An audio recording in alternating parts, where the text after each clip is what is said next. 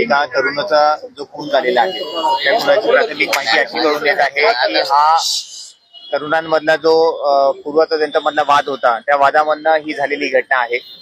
आम्ही आता तपास सुरू केलेला आहे, इथे फिर्याद घेण्याचं काम सुरू केलेलं आहे। जसं आपण बघू शकतो फॉरेन्सिकच्या लोकांनी पण फॉरेन्सिक एव्हिडन्सेस जमा करण्याचं काम सुरू केलेलं आहे। आरोपींना पकडण्यासाठी टीम पाठवलेली आहे आणि पुढील तपास चालू आहे। माया टोळी नावाची काही टोळी सस्पेक्टेड आहे, वानवडीतील माया टोळीचं नाव समोर येते, सर नेमकं काय प्रकार आहे? अजून असं काही प्राथमिक माहिती मिळाली नाही आहे। फक्त प्राथमिक माहिती एवढीच आहे की या तरुणांमध्ये पहिल्यापासून वाद होता, त्या वादांच्यामुळे ही घटना घडलेली आहे। आता हे काय टोळी आहे किंवा यांच्यावर पहिलेचे गुन्हे आहेत जर आपण बघू शकतो, हा जो मयत होता याच्यावर काही पूर्व गुन्हे नव्हते, प्राथमिक माहिती अशी मिळत आहे। पुढील आम्ही अजून तपास करत आहे की कोणी मारलं आहे, कोणी काही कशामध्ये इन्व्हॉल्ड आहे का। टोळीचा प्राथमिक असा काही संबंध याच्यात दिसून येत नाही आहे।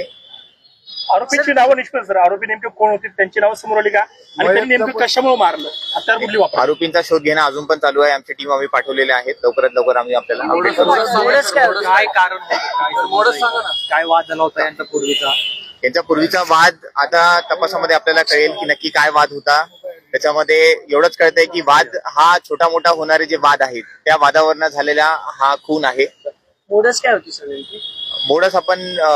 मोडस असं एकदम कन्सिडर्ड म्हणजे सराईत आरोपी जसं मोडस करतात तसं काही प्रकार नाही आहे। इथे बाईकवर आल्यानंतर मग इथे वाद झाल्यानंतर मग कोयत्यानी आणि खुपरीने असं मारलेलं दिसत आहे। सर हत्यार देखील घटनास्थळी आहे, ते तरुण किती जण होते हल्ला करणारे, गाडीवरती आले होते का याची काही माहिती मिळू शकले?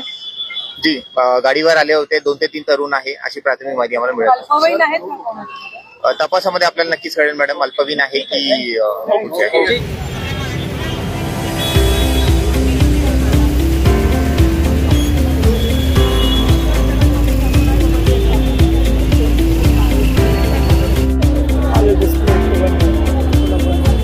त्यामुळे तुझ्या याच्यात दिसत नाही।